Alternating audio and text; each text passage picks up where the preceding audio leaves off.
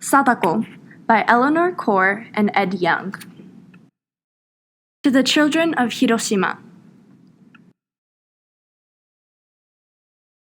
One morning in August 1954, Sadako Sasaki looked up at the blue sky over Hiroshima and saw not a cloud in the sky. It was a good sign. Sadako was always looking for good luck signs. Back in the house, her sister and brothers were still sleeping on their bed quilts. She poked her big brother, Masahiro. "Get up, lazy bones," she said. "It's Peace Day." Masahiro groaned, but when he sniffed the good smell of bean soup, he got up. Soon Mitsue and Eiji were awake too. Rushing like a whirlwind into the kitchen, Sadako cried, "Mother, can we please hurry with breakfast? I can hardly wait for the carnival." "You must not call it a carnival," her mother said. "It is a memorial day for those who died when the atom bomb was dropped on our city. Your own grandmother was killed, and you must show respect." "But I do respect Oba-san," Sadako said. "It's just that I feel so happy today." At breakfast, Sadako fidgeted and wriggled her bare toes. Her thoughts were dancing around the Peace Day of last year, the crowds, the music, and the fireworks. She could almost taste the spun cotton candy. She jumped up when there was a knock at the door. It was Chizuko, her best friend. The two were as close as two pine needles on the same twig. "Mother, may we go ahead to the Peace Park?" Sadako asked. "Yes, Sadako-chan," her mother answered. "Go slowly in this heat." But the two girls were already racing up the dusty street. Mr. Sasaki laughed. "Did you ever see Sadako walk when she could run, hop, or jump?" At the entrance to the Peace Park, people filed through the memorial building in silence. On the walls were photographs of the ruined city after the bomb. The thunderbolt had instantly turned Hiroshima into a desert. "I remember the thunderbolt," Sadako whispered. "There was the flash of a million suns. Then the heat prickled my eyes like needles." "How could you possibly remember anything?" Chizuko exclaimed. "You were only a baby then." "Well, I do," Sadako said stubbornly. After the speech by the mayor, hundreds of white doves were freed from their cages. Then, when the sun went down, a dazzling display of fireworks lit up the dark sky. Afterward, everyone carried their rice paper lanterns to the banks of the Ota River. Written on the rice paper were the names of the relatives and friends who had died because of the thunderbolt.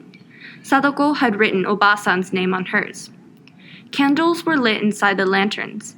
Then they were launched on the river, floating out to the sea like a swarm of fireflies. It was the beginning of autumn when Sadako rushed into the house with the good news. "The most wonderful thing has happened," she said breathlessly. "The big race on field day. I've been chosen to be on the relay team." She danced around the room. "If we win, I'll be sure to get on the team next year."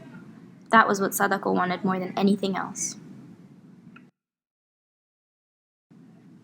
From then on, Sadako thought of only one thing, the relay race. She practiced every day at school and often ran all the way home. Masahiro timed her with their father's big watch. Sadako dreamed of running faster. Maybe, she thought, I will be the best runner in the whole world. At last, the big day arrived. Parents, relatives, and friends gathered at the school to watch the sports events. Sadako was so nervous she was afraid her legs wouldn't work at all. "Don't worry," Mrs. Sasaki said. "When you get out there, you will run as fast as you can." At the signal to start, Sadako forgot everything but the race. When it was her turn, she ran with all the strength she had. Her heart thumped painfully against her ribs when the race was over. It was then that a strange, dizzy feeling came over her. She scarcely heard when someone cried, "Sadako, your team won!" The class surrounded Sadako, cheering and shouting. She shook her head a few times and the dizziness went away. All winter long, Sadako practiced to improve her speed, but every now and then the dizziness returned. She didn't tell anyone about it, not even Chizuko. Frightened, Sadako kept the secret inside of her. On New Year's Eve, Mrs. Sasaki hung good luck symbols above the door to protect her family all through the year. "As soon as we can afford it, I'll buy a kimono for you," she promised Sadako. "A girl your age should have one." Sadako politely thanked her mother, but she didn't care about a kimono. She only cared about racing with the team next year. For several weeks, it seemed that the good luck symbols were working. Sadako felt strong and healthy, and she ran faster and faster. But all that ended one crisp, cold winter day in February when Sadako was running in the schoolyard. Suddenly, everything seemed to whirl around her, and she sank to the ground. Soon, Sadako was in an examining room in the hospital, where a nurse took some of her blood. Dr. Numata tapped her back and asked a lot of questions. Sadako heard the doctor say the word leukemia. That was the sickness caused by the atom bomb. She put her hands over her ears, not wanting to hear any more. Mrs. Sasaki put her arms around Sadako. "You must stay here for a little while," she said, "but I'll come every evening." "Do I really have the atom bomb disease?" Sadako asked anxiously. "The doctors want to take some tests, that's all," her father told her. "They might keep you here for a few weeks." A few weeks? To Sadako, it seemed like years. What about the relay team? When her family had left for the night, Sadako buried her face in the pillow and cried for a long time. She had never felt so lonely. The next day, Chizuko came to visit, smiling mysteriously. "Close your eyes," she said. Sadako held her eyes tightly shut. "Now you can look." Sadako stared at the paper and scissors on the bed. "What's that for?" "I figured out a way for you to get well," Chizuko said proudly. "Watch." She cut a piece of gold paper into a large square and folded it over and over until it became a beautiful crane. Sadako was puzzled. "But how can that paper bird make me well?" "Don't you remember that old story about the crane?" Chizuko asked. "It's supposed to live for 1,000 years. If a sick person folds 1,000 paper cranes, the gods will grant her wish and make her well again." She handed the golden crane to Sadako. "Here's your first one." "Thank you, Chizuko-chan," Sadako whispered. "I'll never part with it." That night, Sadako felt safe and lucky. She set to work folding cranes, and Masahiro hung them from the ceiling. Why, in a few weeks she'd be able to finish the 1,000 cranes and go home, all well again. 11, I wish I'd get better. 12, I wish I'd get better. One day, Nurse Yasunaga wheeled Sadako out onto the porch for some sunshine. There, Sadako met Kenji. He was 9 and small for his age, with a thin face and shining dark eyes. Soon the two were talking like old friends. Kenji had been in the hospital for a long time, but his parents were dead and he had few visitors. "It doesn't really matter," Kenji said with a sigh, "because I'll die soon. I have leukemia from the bomb." Sadako didn't know what to say. She wanted so much to comfort him. Then she remembered. "You can make paper cranes like I do," she said, "so that a miracle can happen." "I know about the cranes," Kenji said quietly, "but it's too late. Even the gods can't help me now."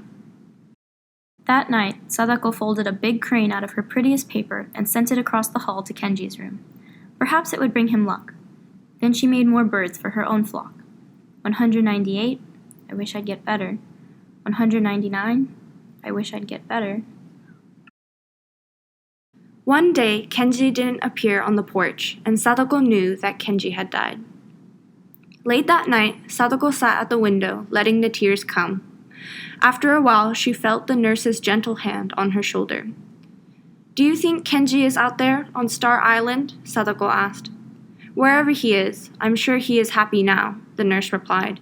"He has shed that tired, sick body, and his spirit is free." "I'm going to die next, aren't I?" "Of course not," Nurse Yasunaga answered with a firm shake of her head. "Come, let me see you fold another crane before you go to sleep. After you finish 1,000, you'll live to be an old, old lady." Sadako tried hard to believe that. She folded birds and made the same wish. Now there were more than 300 cranes.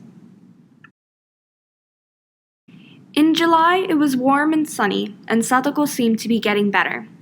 "I'm over halfway to 1,000 cranes," she told Masahiro, "so something good is going to happen." And it did. Her appetite came back, and much of the pain went away.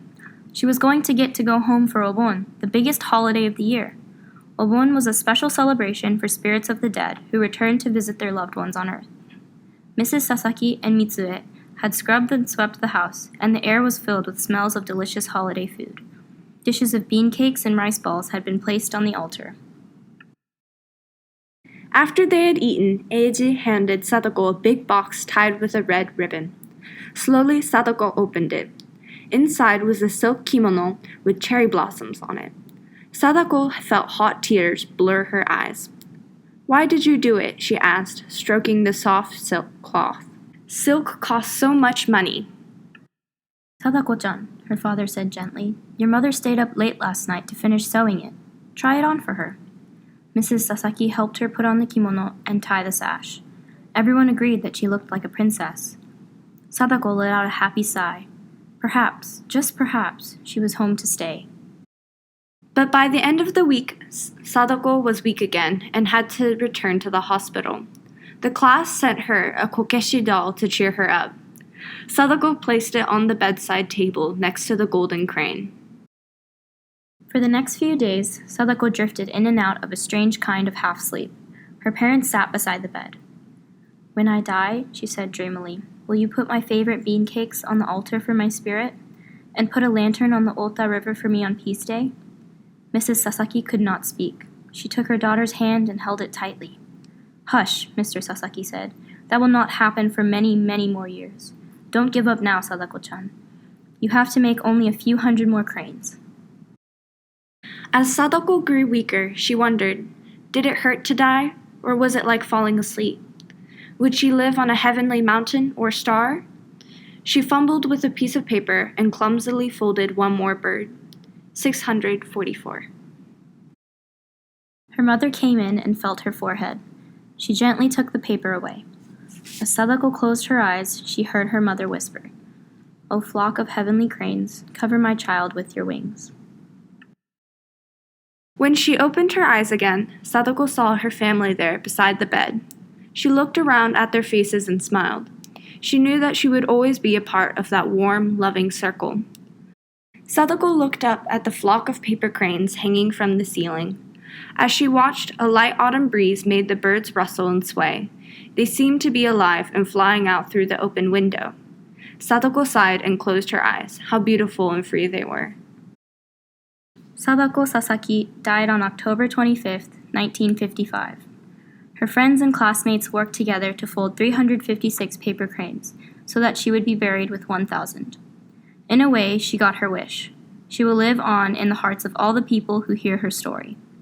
The class collected Sadako's letters and writings and published them in a book called Kokeshi after the doll they had given her. A folded crane club was organized in her honor.